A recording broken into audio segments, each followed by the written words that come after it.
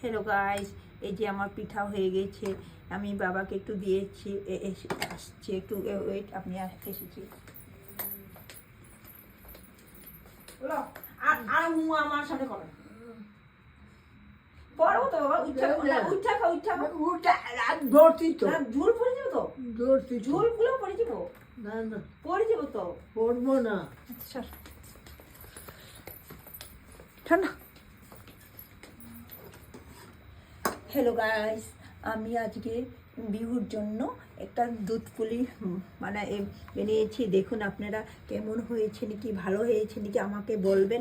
আরও নতুন নতুন রেসিপি বানাবো, আরও পিঠা বানাবো, পাটিসাপটা, মালপোয়া সব বানাবো।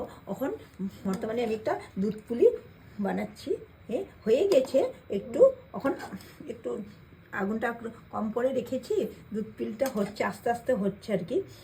আর পরে মালপোয়া হবো, পাটিসাপটা করব, আলুর পিঠা বানাবো। আপনারা দেখবেন কেমন হয়েছে আমার পিঠাটা। দেখুন আপনারা পুলিটা কেমন হয়েছে দেখে বলেন, ভালো লাগলে আমাকে বলবেন। সুন্দর সুন্দর পিঠা বানার জন্য দেখুন কেমন হয়েছে, ভালো হয়েছে নাকি আমাকে বলবেন।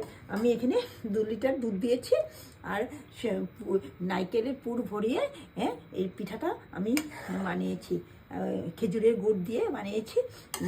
ভালো হয়েছে নাকি আমাকে একটু বলবেন, তাহলে আমি ভালো ভালো আরও পিঠা বানিয়ে আপনাদেরকে শেয়ার করব, দেখাবো। আরও পরে আসছি। Tata, bye bye.